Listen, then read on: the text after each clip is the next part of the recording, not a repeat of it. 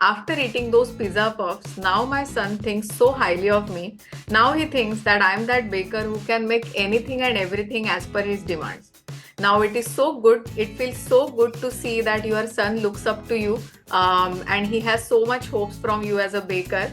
I'm sure you guys will agree with me that it definitely comes with lot of challenges as well.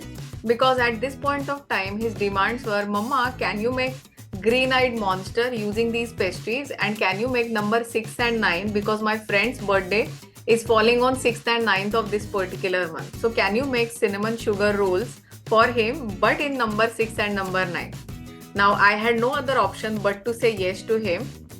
So let me show you what kind of recipes I made. These are two recipes that I made for him, and let me show you how I did it. Let's get started.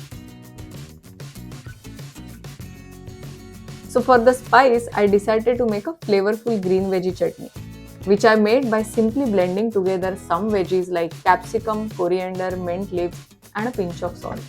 Now you can add green chilies as well, but for my son, I have kept it mild. After unrolling the ready-made pastry sheet, I had to cut them into different shapes because this time I had to make two recipes. So I cut it into rectangle and triangles to make two different shapes of this puff pastry.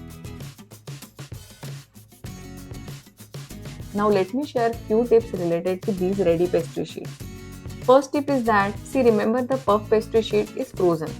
So you will have to thaw them, meaning let it sit at room temperature for about 30 to 45 minutes.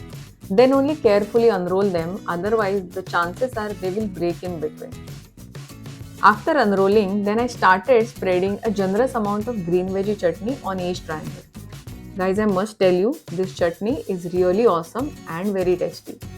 It is so delicious, it will taste very well not just with this puff pastry, but it will also go so well with your regular bread sandwiches as well. But do not keep this chutney very runny or watery, else your puff pastry will become very soggy. Now after spreading this chutney, I then added mozzarella on top. I like to use blended cheese because it is so tasty and it is stretchy as well, which kids love a lot. I knew that if I don't close this particular thing, then it will melt while baking and will surely give me green eyes kind of a structure, which will look like a monster for sure. Funny, isn't it?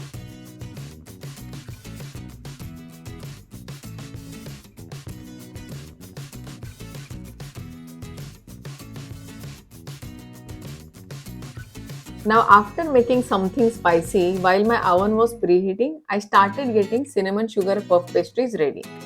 So for this, I mixed together 2 tablespoons of salted butter, 5 tablespoons of brown sugar, and just 2 teaspoons of cinnamon powder until it is very well combined. Now if you want, you can also add Nutella or cocoa powder as well in this particular mixture. And then I started spreading this mixture on the rectangular pastry sheet and started rolling it up tightly. One tip over here is that do not close the ends using water. Just let it be as is. And only after that, cut the rolled pastry into equal sized pieces. The reason why I didn't close them is simply because I wanted number 6 and number 9 out of this, remember?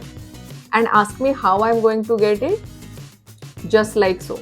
If I don't close the ends, the puff pastry will open up during baking, and that is how I will get my desired numbers for my son's best friends. I then place these puff pastries on the silicone mat, but you can also use parchment paper on your baking tray and then bake them in preheated oven at 200 degrees Celsius. They look gorgeous, isn't it? And I'm 100% sure you can't even make out how they are going to look like a green monsters or number 6 and 9. But just wait for a while. After baking them at 200 degrees Celsius for about 20 minutes, check out these beauties. Crispy on the outside, so soft on the inside. And did you see the green-eyed monster and number 6 and number 9 on my baking tray? What do you guys think? Do try these recipes because they are so great, whether it is for a kid's birthday party or just a yummy evening snack.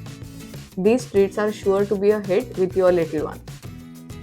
So that was my experiment today. Have you done such crazy experiments for your lovely family as well? If yes, then put them in the comment box below, and I would love to see what kind of crazy stuff you have done for your loved ones. And that's it from my side.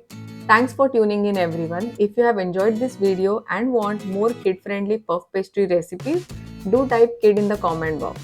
And as always, do like, share and subscribe and hit the bell icon for more delicious content.